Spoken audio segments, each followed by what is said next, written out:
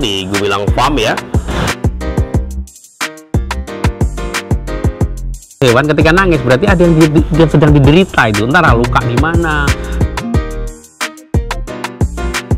Masuk kandang-kandang untuk yang sudah beranak ya, itu anaknya sudah besar sekali.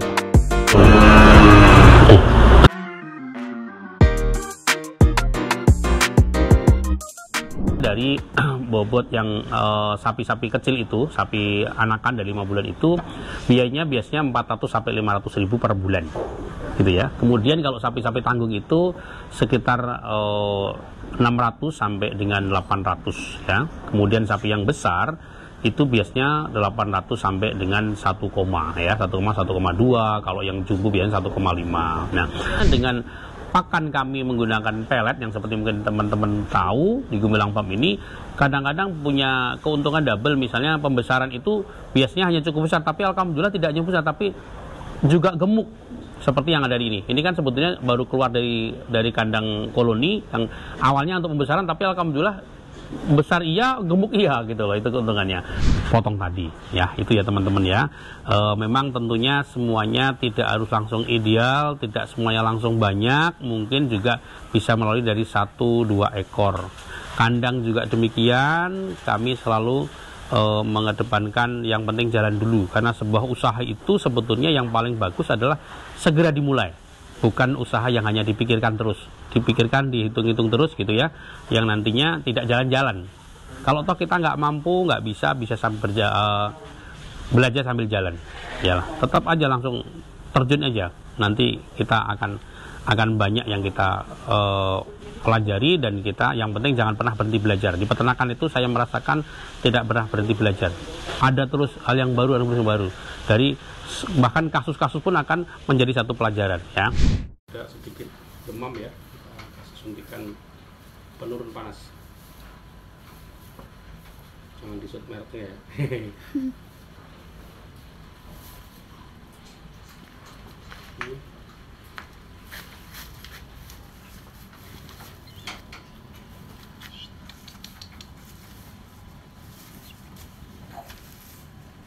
Ya, satu lagi. Kita kasih vitamin juga. Ini jantan.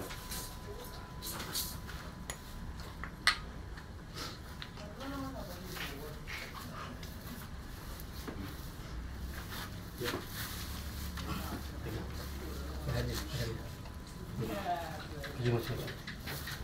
Peluk.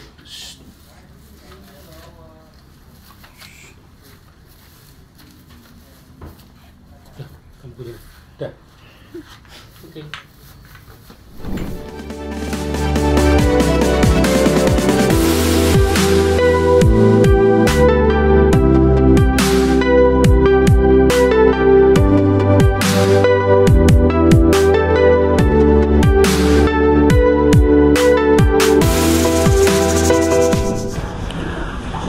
Assalamualaikum warahmatullahi wabarakatuh.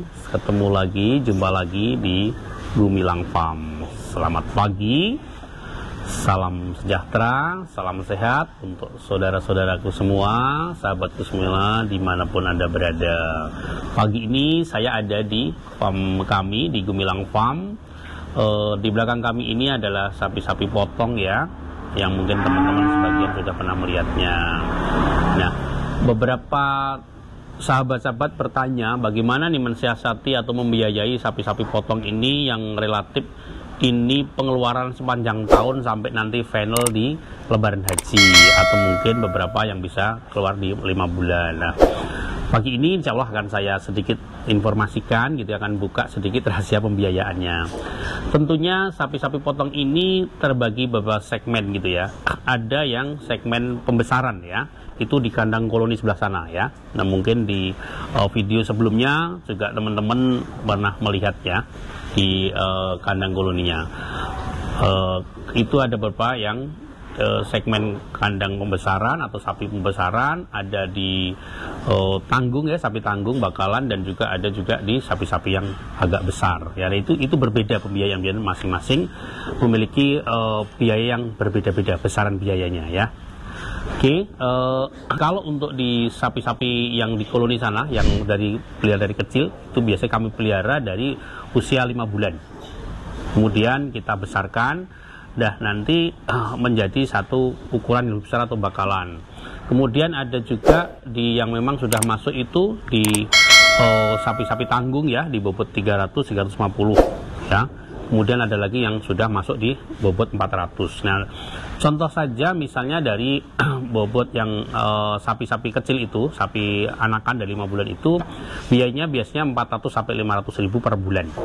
Gitu ya. Kemudian kalau sapi-sapi tanggung itu sekitar 600 sampai dengan 800 ya. Kemudian sapi yang besar itu biasanya 800 sampai dengan 1, ya 1,2, kalau yang jumbo biasanya 1,5. Nah, pertanyaannya itu biasanya dari mana biaya itu? Apakah biaya itu betul-betul setiap bulan tuh ngerogoh kocek gitu ya, ngerogoh kantong uang, harus ada uang persediaan? Apakah sebetulnya ada dana yang sifatnya itu dana berjalan, atau mungkin dihasilkan dari sumber yang lain gitu.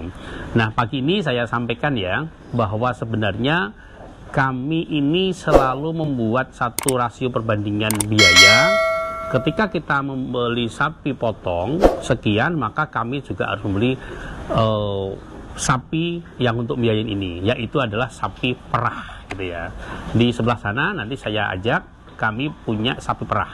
Nah, bagaimana caranya untuk bisa rasionya itu bisa masuk? Jadi begini, hitung-hitungannya begini. Sapi perah itu kita cari yang produksinya minimal 15 liter per hari ya. Itu biasanya kita beli dari yang laktasinya baru saja melahirkan gitu loh. Nah, jadi kalau satu ekor menghasilkan 15 liter, kita jual susu itu dari mulai 5,5 di koperasi sampai dengan 10.000 gitu ya, atau bahkan lebih, tapi kami ambil di tengah-tengahnya di 8.000 per liter. Nah, 8.000 per liter itu kalau kali 15 liter per hari tadi, maka akan ketemu kurang lebih sekitar 3.600.000 kalau tidak salah ya. Nanti boleh dikoreksi. Nah, 3.600.000. Kemudian dari sapi perah itu sendiri biaya hidupnya itu sekitar 1.100.000 sampai 1,5. Kita ambil 1.100.000 per ekor per bulan. Berarti dalam satu ekor menghasilkan 15 liter itu, kemudian menghasilkan uang 3.600.000 itu, dikurangi biaya hidup si sapi itu adalah 1.100.000, maka masih ada 2.500.000. Nah, kalau kemudian kita compare, kita cross atau kita untuk biaya sapi potong, maka sapi potong satu ekor yang kecil tadi kan 500. Jadi artinya rasionya satu ekor sapi perah itu mampu membiayai biaya hidup dari 5 ekor sapi dengan besaran per ekor sapi potong itu 500 ya. Kalau agak besar berarti 4 ekor. Jadi kalau misalnya kita membeli sapi potong 5 ekor, kita juga dalam waktu bersamaan kita membeli sapi perah 1 ekor. Seperti itu ya. Sehingga itu kita tidak lagi selalu tiap bulan harus ngerokok kocek terlalu dalam gitu ya. Kalau itu tidak cukup tinggal nambahin. Seperti itu. Nah, kemudian kalau misalnya agak besar lagi ya berarti 4 ekor. Seperti itu aja. Setidaknya akan sangat membantu itu. Nah, ada metode lain adalah misalnya belum mampu beli sapi perah, ya tentunya bukan metode tadi gini, caranya gitu ya, bahwa kalau kita beli kita punya dana sekian gitu ya, misalnya 100 juta, 50 juta, itu jangan biasakan dihabiskan untuk membeli sapi potong semua, karena nanti begitu pembiayaan bingung. Akan yang terjadi apa? Biasanya peternak pemula itu misalnya kita punya uang 100 juta atau 50 juta, dibelikan sapi semua. Begitu biaya hidupnya per bulannya bingung kelabakan, akhirnya jual sapi itu. Nah, salah satu sapi untuk ngasih makan sapi yang lain, akhirnya kanibal kan, sapi makan sapi, seolah-olah seperti itu ya kan. Nah, itu yang bikin kadang-kadang trouble-nya di peternak-peternak pemula. Makanya itu harus hati-hati. Jadi dihitung per bulannya berapa, maka kami harus menyiapkan dana sekian untuk memelihara sapi sejumlah sekian. Seperti itu. Nah, kalau di Gemilang Farm kita strateginya adalah kita membeli sapi potong dibarengi dengan sapi perah. Nah, sapi perah produktif. Nah, sapi perah itu ada jangka waktunya selama berapa bulan, minimal 5 bulan itu menghasilkan dengan jumlah susu yang hampir mirip-mirip persis lah gitu ya jumlahnya, sehingga itu bisa mengukur berapa lama kita memelihara sapi potong ini. Nah, sapi-sapi kami sebetulnya dengan pakan kami menggunakan pelet yang seperti mungkin teman-teman tahu di Gumilang Farm ini kadang-kadang punya keuntungan double. Misalnya pembesaran itu biasanya hanya cukup besar, tapi alhamdulillah tidak hanya besar tapi juga gemuk seperti yang ada di ini. Ini kan sebetulnya baru keluar dari kandang koloni yang awalnya untuk pembesaran, tapi alhamdulillah besar iya, gemuk iya gitu loh, itu keuntungannya. Nah, nanti setelah ini kami ajak ke sana untuk melihat sapi-sapi perah. Kita akan perlihatkan supaya teman-teman juga bisa melihat langsung ya. Mari kita ke sana, ikutin saya.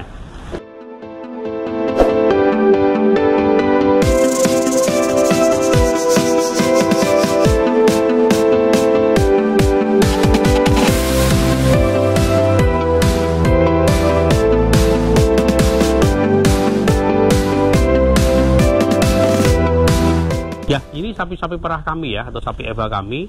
Ini penghasil susu ya.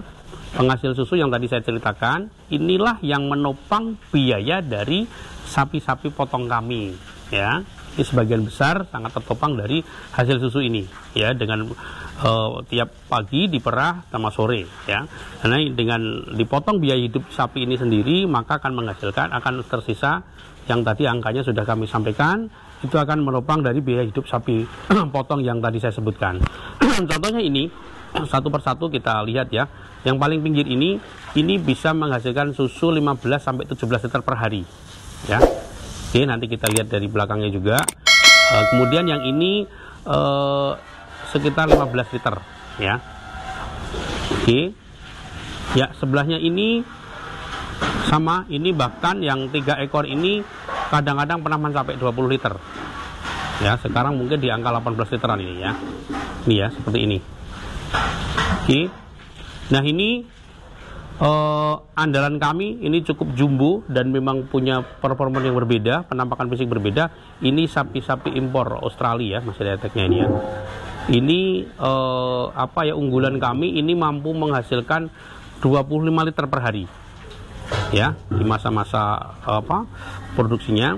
Nah, ini di iklim tropis Jakarta ya, masih panas ya, tapi kalau mungkin di daerah Pengalengan nanti bisa 30 lebih, bahkan bisa 40 mungkin bisa ya, karena ini cukup produktif ya, sangat berbeda.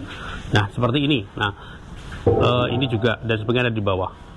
Nah, keuntungan lain adalah selain kita dapat susu, kemudian tentunya dapat uang dari susu, kadang kita juga dapat bonus anaknya. Kan mereka ini jadi sifatnya ini adalah milking and breeding ya, jadi susu iya, pengembang biakan iya, karena ini siklusnya kita jaga, siklus birahinya. Ketika dia birahi minta kawin, kita kawinkan melalui biasanya pakai inseminasi buatan itu atau IB ya, kemudian melahirkan. Nah, jadi biasanya kami ini produktif sekali 5 bulan. Setelah melahirkan 5 bulan itu produksinya tinggi, nanti menurun di 6 bulan 7 bulan seiring dengan kebuntingan si sapi itu. Nah, setelah nanti sudah 8 bunting, 9 bulan melahirkan, kita dapat anaknya, dan anaknya juga ada harganya. Itu bagi kami adalah bonus hadiah terindah ketika ada yang beranak. Nah, belum lagi kalau kadang kita juga silangkan dengan misalnya dari stro atau bibitan dari sapi simental, maka anaknya bukan Eva murni, itu biasanya juga menjadi harganya sangat lumayan tinggi gitu ya, dari pedet-pedetnya. Nanti ada di contohnya tadi yang ada di sapi potong tadi, ada sekitar berapa ekor itu adalah hasil breeding dari sini. Dia jenis simental ya, tadinya kita suntik atau kita IB pakai simental, seterusnya bibitnya kemudian lahirnya simental.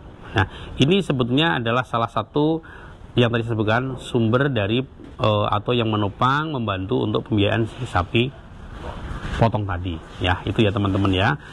Memang tentunya semuanya tidak harus langsung ideal, tidak semuanya langsung banyak, mungkin juga bisa melalui dari 1-2 ekor. Kandang juga demikian, kami selalu mengedepankan yang penting jalan dulu, karena sebuah usaha itu sebetulnya yang paling bagus adalah segera dimulai, bukan usaha yang hanya dipikirkan terus, dihitung-hitung terus gitu ya, yang nantinya tidak jalan-jalan. Kalau toh kita nggak mampu, nggak bisa sambil belajar sambil jalan, ya tetap aja langsung terjun aja, nanti kita akan akan banyak yang kita pelajari, dan kita yang penting jangan pernah berhenti belajar. Di peternakan itu saya merasakan tidak pernah berhenti belajar. Ada terus hal yang baru, dari bahkan kasus-kasus pun akan menjadi satu pelajaran ya. Inilah sapi-sapi perah kita, dan juga sebagian ada di bawah. Nanti juga ada kandang anak-anaknya ya, yang kita sudah pisahkan. Nah, bisa dilihat dari, untuk memilih sapi potong perah ini yang bagus, nanti ada segmen berikutnya atau part berikutnya. Nah, mungkin sekarang sekilas saja boleh kita perlihatkan dari belakang ya, dari susu-susunya. Nah, ini kambingnya belum terlalu besar, karena ini tadi diperah di jam 5 ya, subuh ya, kita perah, sehingga ini sebetulnya waktu-waktu sebentar lagi istirahat. Ini setelah kita mandikan, kita kasih makan, dan sebentar lagi akan istirahat, nanti akan besar lagi ambingnya atau kantong susunya ya, seperti ini ya.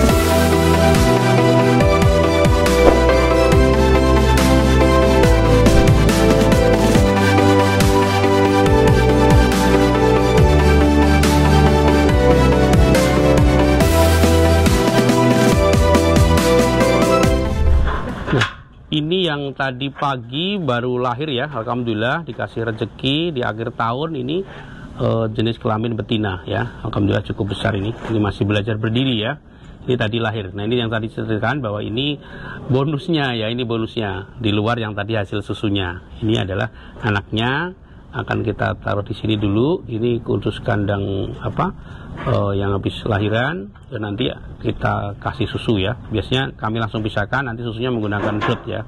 Nah, itu baru belajar berdiri ya. Sehat-sehat selalu ya, amin. Nah, nanti di sana juga masih ada yang kakak-kakaknya ini beberapa ya, kita lihat di sini, ikuti saya.